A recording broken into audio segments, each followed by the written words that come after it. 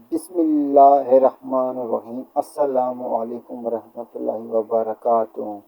معزز ناظرین، گھر میں ایک مرتبہ حضرت علی رضی اللہ تعالیٰ عنہ اور حضرت فاطمہ رضی اللہ تعالیٰ عنہ حضور اکرم رضی اللہ تعالیٰ عنہ وسلم سے ملنے کے لیے آپ کے گھر تشریف لے گئے۔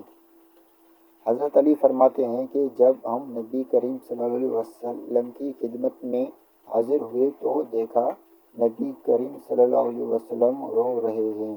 جب میں نے آپ صلی اللہ علیہ وسلم کی حالت دیکھی تو عرض کیا کہ یا رسول اللہ صلی اللہ علیہ وسلم، میرے ماں باپ آپ پر قربان ہوں، آپ کو کسی چیز نے رلایا ہے؟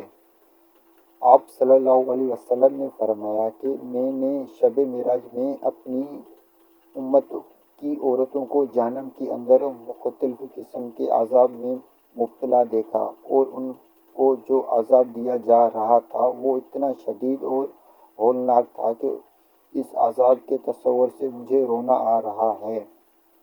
وضاحت کرتے ہوئے آپ صلی اللہ علیہ وسلم نے فرمایا، میں نے ایک عورت کو دیکھا کہ وہ اپنی بالوں کے ذریعے جہنم کے اندر لٹکی ہوئی ہے اور اس کا دماغ ہانڈی کی طرح پک رہا ہے۔ دوسری عورت کو جہنم میں اس طرح دیکھا کہ وہ زبان کے بل لٹکی ہوئی ہے۔ تیسری عورت کو میں نے دیکھا کہ وہ چھاتیوں کے بل جہنم میں لٹکی ہوئی تھی۔ چوتھی عورت کو میں نے اس طرح دیکھا، اس کے دونوں پیر سینے سے بندھے ہوئے ہیں اور اس کے ہاتھوں پیشانی سے بندھے ہوئے ہیں۔ پانچویں عورت کو میں نے اس حالت میں دیکھا کہ اس کا چہرہ خنزیر کی طرح اور باقی جسم گدھے کی طرح ہے، مگر حقیقت میں وہ عورت ہے اور سانپ بچھو اس سے لپٹے ہوئے ہیں۔ چھٹی عورت کو میں نے اس حالت میں دیکھا کہ وہ کتے کی شکل میں ہے اور اس کی منہ کے راستے سے جہنم کی آگ داخل ہو رہی ہے اور پاخانے کے راستے سے آگ نکل رہی تھی اور عذاب دینے والے فرشتے اس کو مار رہے تھے۔ ساتویں عورت کو میں نے دیکھا کہ فرشتے دوزخ کے مخرطوں سے اس کے جسم کے حصوں کو کاٹ رہے تھے۔ ناظرین، آٹھویں عورت کو میں نے دیکھا جس کے چہرے اور ہاتھوں کو جلایا جا رہا تھا۔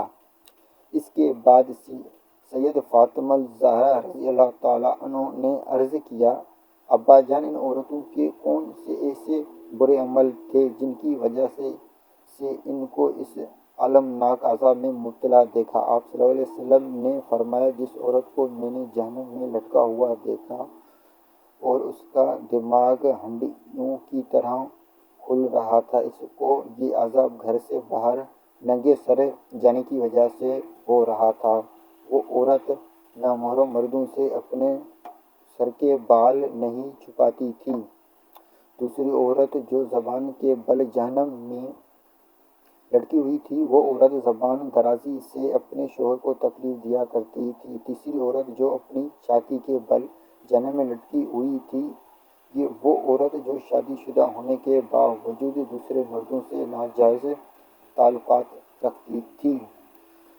چوتھی عورت جس کو آپ صلی اللہ علیہ وسلم نے اس حالت میں دیکھا کہ اس کی دونوں پیر سینے سے بندھے ہوئے ہیں اور دونوں ہاتھوں سر سے بندھے ہوئے ہیں، اس کے بارے میں آپ صلی اللہ علیہ وسلم نے فرمایا، یہ عورت ہے جو دنیا میں جنابت اور حیض سے پاک نہیں رہتی تھی اور نماز میں سستی کیا کرتی تھی۔